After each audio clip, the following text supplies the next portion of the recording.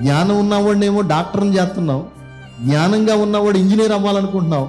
ఆడేమి చదవకుండా ఉంటే యేసుబాబు సేవ చేసుకురా అంట కొంతమంది. ఏమి చేయలేనోడు యేసుప్రభు సేవకు పనిచేస్తాడా? ఏమంటే అలాంటి వాళ్ళని దేవుడికి ఇవ్వాలా? దేవుడికి ఏమి ఇవ్వాలి? మనం శ్రేష్టమైందే ఇవ్వాలి. 2 కోళ్ళు 3 కోళ్ళు మీకు ఉన్నాయనుకో, ఒక కోడిని దేవుడికి ఇవ్వాలనుకో, ఏ కోడి ఇస్తారు మీరు? అందులో బాగా చలాకీగా తిరిగి గుడ్లు పెట్టే కోడిని ఇస్తారా? ఒట్టిపోయిన కోడిని తీసుకొచ్చి దేవుడికి ఇచ్చేస్తారు. అవునా?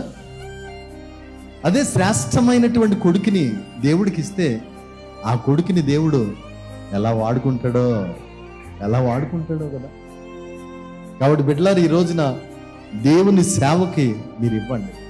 వాళ్ళు చిన్న వయసులో దేవుని స్వరం వింటారు, దైవజనుడు స్వరం వింటారు, దేవుని మందిరంలో దీపాలు వెలిగిస్తారు. ఎంత ఆశీర్వాదం అది.